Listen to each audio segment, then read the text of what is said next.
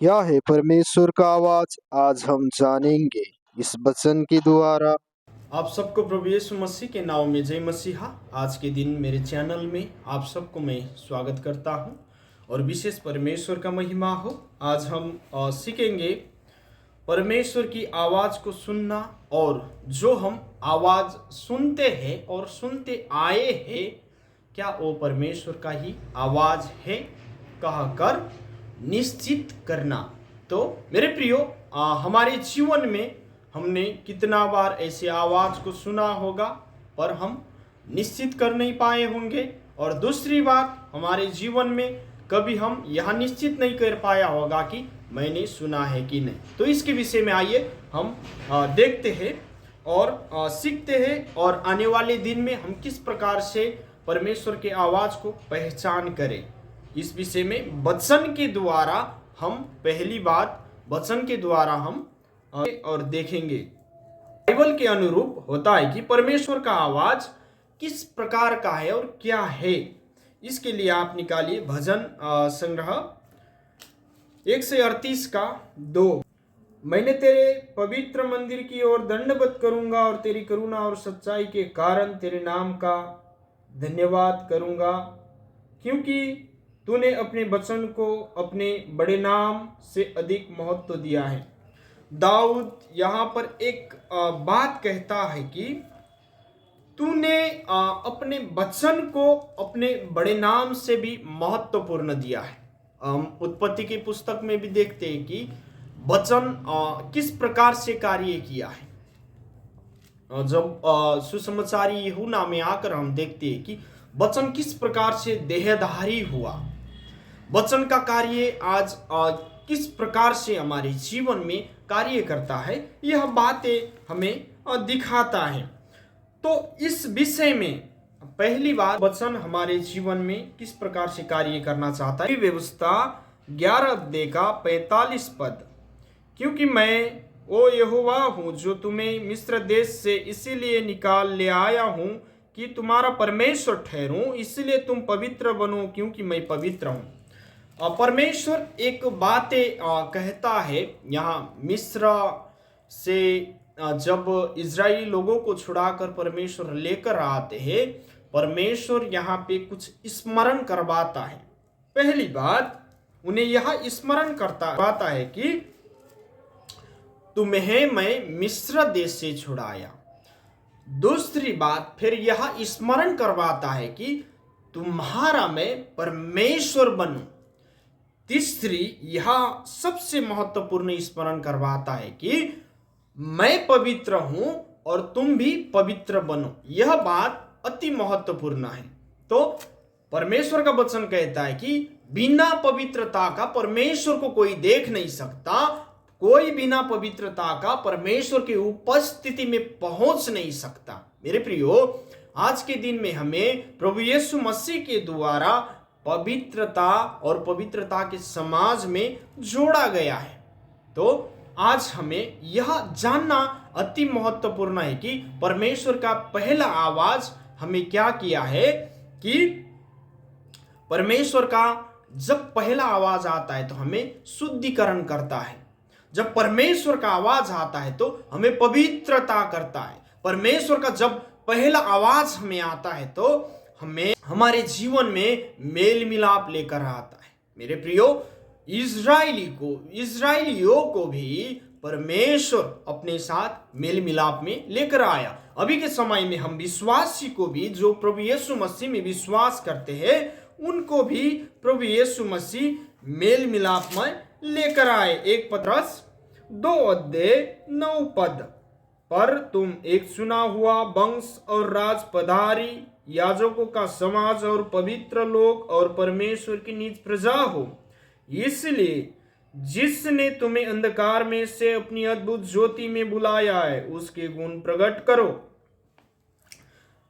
विशेष यहाँ एक महत्वपूर्ण बात वचन कहता है कि हमें विशेष चुना हुआ वंश, ये वंश माने कि अति महत्वपूर्ण एक संबंध का बातचीत यहां पर करता है। और दूसरा बात, राज पधारी, यानी कि राजाओं के पद में, उसके आधारित में, और फिर यहां पर कहता है याजकों का समाज में।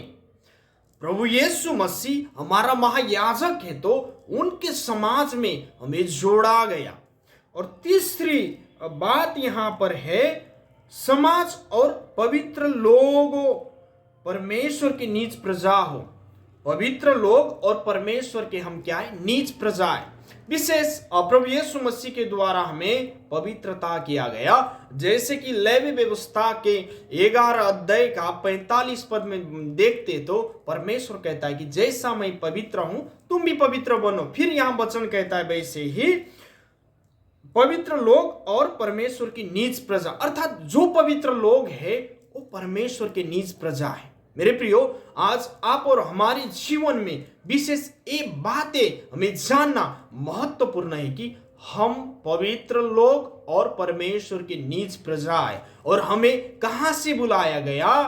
विशेष अंधकार से हमें छुड़ाया गया और ज्योति में प्रकट किया गया। इसीलिए हमें प्रकट किया गया कि हम परमेश्वर के अर्थात प्रभु यीशु मसीह के गुण प्रकट कर सके, अर्थात परमेश्वर की स्वभाव हमारे जीवन से प्रकट हो।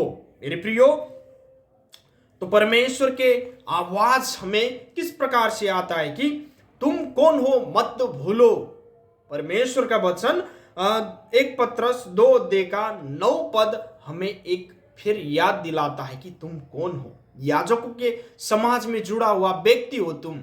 और फिर कहता है कि तुम परमेश्वर का नीच प्रजा और वंश हो। फिर परमेश्वर कहता है कि तुम पवित्र लोग हो। फिर परमेश्वर यहां पर कहता है कि विशेष प्रभु यीशु मसीह का गुण प्रकट करो। मेरे प्रियो, परमेश्वर का यह वचन आज हमें किस प्रकार से परमेश्वर की आवाज में लेकर जाना चाहता है। तो विशेष परमेश्वर का धन्यवाद हो। पहली बात हमने देखा कि यह जब हमें आवाज आता है हमारे जीवन में, पहली बात तो परमेश्वर हमें पवित्रता करना चाहता है।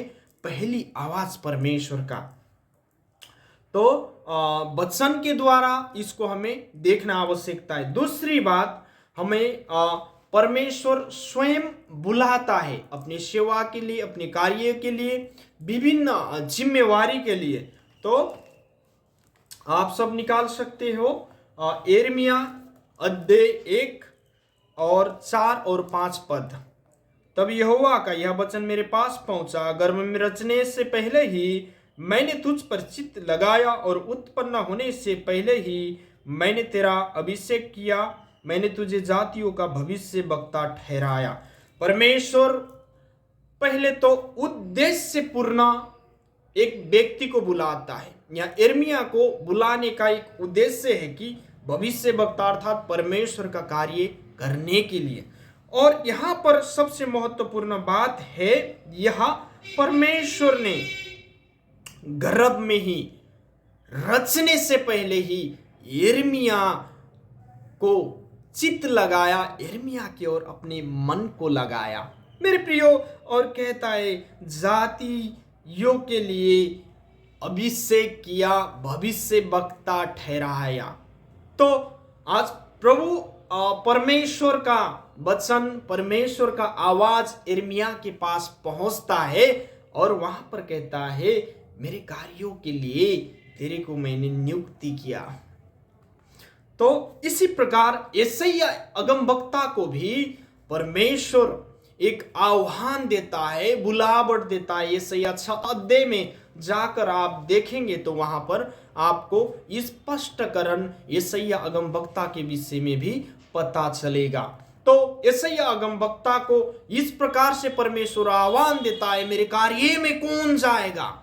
यशायाह अगमवक्ता कहता है जी प्रभु मैं जाऊंगा। आज परमेश्वर के कार्य करने के लिए एक आवाज हमारे जीवन में अंदर से आ रहा है, तो देरी मत करना मेरे प्रियो।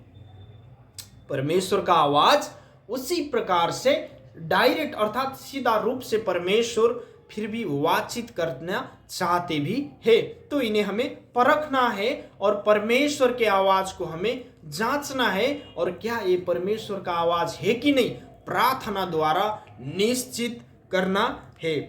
तो दूसरी बात हमने देखा कि परमेश्वर की स्वयं बातचीत करना चाहता है, वो भी जिस प्रकार यिर्मयाह अगमवक्ता से बातचीत किया, जिस प्रकार यशायाह अगमवक्ता से बातचीत किया, उसी प्रकार परमेश्वर एक उद्देश्य से पूर्ण एक बातचीत आवाज आह्वान करते हैं। तो और परमेश्वर लोगों के द्वारा भी बातचीत करना चाहता है। मेरे प्रियो, लोगों के द्वारा किस प्रकार से बातचीत करना चाहता है, इस विषय में हम देखेंगे। दाऊद जब व्यभिचार में पड़ता है, हित्ती उजिया की पत्नी बेतशबा से विशेष दाऊद एक परमेश्वर के हृदय के व्यक्ति है, फिर भी दाऊद भी यहाँ पर पाप करते हैं, व्यभिचार करते हैं और दाऊद को सुधारने के लिए एक वचन आते हैं। तो ये हित्ती दूर का व्यक्ति नहीं था, हित्ती दाऊद राजा का ही सेनाओं में से एक सेना वो भी था, पर युद्ध में दाऊद उसको मरवा देता है और उसका बाद बेतशबा के पास में शारीरिक संबंध दाऊद अपनी स्वार्थपूर्ण वहां पर भोग करता है। और यहाँ पर यह बात परमेश्वर को एकदम पसंद नहीं आता है और नातान नबी को परमेश्वर का आवाज लेकर नातान नबी पहुंचते हैं और दाऊद को एक प्रकार से एक सामान्य बातों से वहां पर एक उदाहरण देते हैं और एक बहुत सा भेड़ बकरी की उदाहरण और एक अति महत्वपूर्ण पाला हुआ भेड़ की उदाहरण वहां पर देते हैं। 2 सामुएल 12 अध्याय में जाकर आप देखेंगे तो यह बातें आपको पता चलेगा। और यहाँ पर दाऊद बहुत गुस्सा हो जाते हैं कि किसने किया ये बोलते हैं दाऊद, और उसका बाद नातान नबी कहता है कि वो व्यक्ति तो तू ही है। फिर दाऊद वहां पर पछताप करते हैं। मेरे प्रियो, दाऊद को परमेश्वर क्या करना चाहता था, सुधार ना चाहता है। तो मनुष्य के द्वारा हमें सुधार का हो और आगे बढ़ने का हो और हमारा पाप क्या है वो भी प्रकट करना चाहता है। तो हमारे जीवन में इस प्रकार का घटी कमी है, हम कहीं व्यभिचार में हैं, हम गलत राहों में भटक गए हैं, गलत सोच विचार हमारे जीवन में उत्पन्न होता है। तो मेरे प्रियो, हमें यह विचार छोड़ना है और कहीं हमारे विषय में कोई व्यक्ति हमें परमेश्वर के द्वारा बातचीत करना चाहता है तो ये बात ध्यानपूर्वक हमें आगे बढ़ना है, ताकि हमें ये ना लगे कि ना सुधरे और फिर हम पाप में पड़े। तो ये अवश्य भी नहीं होना चाहिए। और दूसरी बात, परमेश्वर अन्य लोगों अर्थात माध्यम से भी बात करना चाहता है। तो परमेश्वर अन्य लोगों से किस प्रकार से बातचीत करना चाहता है? हो सकते है हमारा कलीसिया परिवार के व्यक्ति हो कि आपके जीवन में ऐसे करने से अच्छा रहेगा, अर्थात हमारे किसी भी परेशानी हो, हमें इस परेशानी का हल यह है कहकर हमें बता सकते। हम कहीं सतावट में हो, उस समय हमारे जीवन में वचन आता है कि धैर्य कर कि मैंने संसार को जीता है, तू भी जीतेगा। जैसे कि प्रभु यीशु मसीह ने यह वचन बोला है, उसी प्रकार से ऐसे बातें हमारे जीवन में आता है। तो परमेश्वर इसी द्वारा हमारे परिस्थिति में भी बातचीत करना चाहता है। और परमेश्वर हमें दर्शन के द्वारा भी बातचीत करना चाहता है। दर्शन के द्वारा हम बहुत से लोगों को बाइबल में देखते हैं। वो मध्य एक विशेष व्यक्ति है जो यूसुफ, प्रभु यीशु मसीह का पिता, शारीरिक रूप से हम देखेंगे तो। और यहाँ पर एक बात, जब यूसुफ को एक दर्शन आता है कि जो मरियम है, मरियम के साथ मगनी हो चुका होता है, पर जो मरियम जब गर्भवती होता है तो उन्हें अंदर ही त्यागने का एक विशेष मन बना लेता है ये व्यक्ति ने, यूसुफ ने। तो परमेश्वर का जो आवाज होता है उन्हें दर्शन के द्वारा आता है कि इनको नहीं त्यागना है, इन्हें स्वीकार करना है कि इनके गर्भ से मुक्तिदाता अर्थात परमेश्वर के पुत्र जन्म हो रहा है। तो ऐसा ही परमेश्वर विभिन्न रूप से बातचीत करना चाहता है। जीवन में परमेश्वर किस प्रकार से बातचीत कर रहे हैं मेरे प्रियो, यह जानना अति महत्वपूर्ण है। अरे हमें विशेष हमने 3, 4, 5 बातें देखा। विशेष पहली बात तो जब परमेश्वर का आवाज हमारे जीवन में आता है, हमारे जीवन में पवित्रता आता है। दूसरी बात, जब हमारे जीवन में परमेश्वर का आवाज आता है तो उद्देश्य पूर्ण होता है कि हमें क्या करना आवश्यकता है। तीसरी बात, परमेश्वर का जब आवाज हमारे जीवन में आता है तो हमारे जीवन के कमी कमजोर जो होता है, जिस प्रकार से दाऊद के जीवन में कमी कमजोर था, उसी प्रकार के हमारे कमी कमजोर को दूर करने के लिए भी परमेश्वर का आवाज आता है। चौथी बात, हमारे परिस्थिति में हम कैसी भी परिस्थिति में हो वहां पर भी परमेश्वर का आवाज आता है। तो पांचों बात, परमेश्वर दर्शन के द्वारा भी बातचीत करते हैं। तो इसमें हमारे जीवन में परमेश्वर आज तक, जब से हम प्रभु में आए आज तक परमेश्वर किस प्रकार से बातचीत किया है। हमें प्रार्थना करना है और वचन मनन करना है और वचन के अनुसार जीना है और वचन को देखकर हमारे जीवन में विशेष परमेश्वर कैसे आज तक हमारे जीवन में कार्य किया है, क्या हम वो आवाज के अनुसार हमारे जीवन में परिवर्तन है कि नहीं, यह भी देखना है। आप सबको धन्यवाद और विशेष इस वचन के द्वारा आप सबको आशीष मिले, आप सबके जीवन में परिवर्तन आए और परमेश्वर आपके धैर्य धारण को जीवन दे और विश्वास को बढ़ाए और प्रभु का महिमा हो। और आप सबका किसी भी प्रकार का प्रार्थना का विषय हो कमेंट बॉक्स में जाकर शेयर कर सकते हैं। हम लोग प्रार्थना के लिए जब भी तैयार है।